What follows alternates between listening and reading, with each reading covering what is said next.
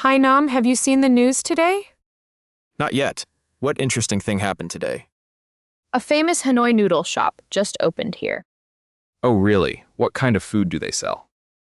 They sell crispy eel glass noodles from Hanoi. Wow, is it the famous Dong Thin shop?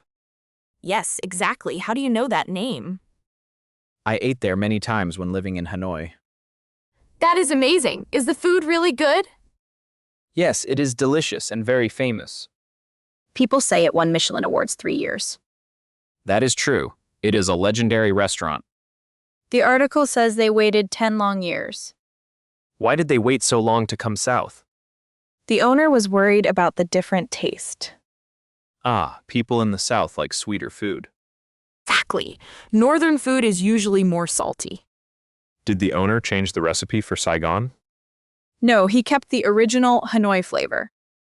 That is brave. How are customers reacting now? The new shop is super crowded every single day. Oh, I love to hear good news like that. They run out of food early every night.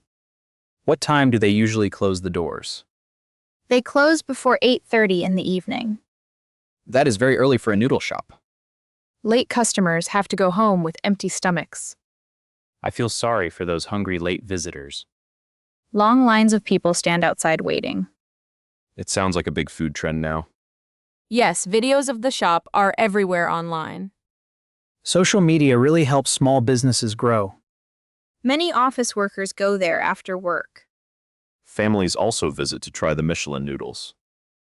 I really want to try their crispy eel.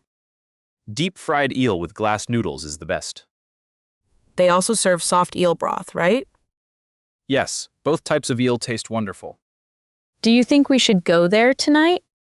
I would love to, but we must go early. What time should we meet at the shop? Let us meet at 5:30 in the afternoon. Good idea. Peak hours start right at that time. If we come late, we might get nothing.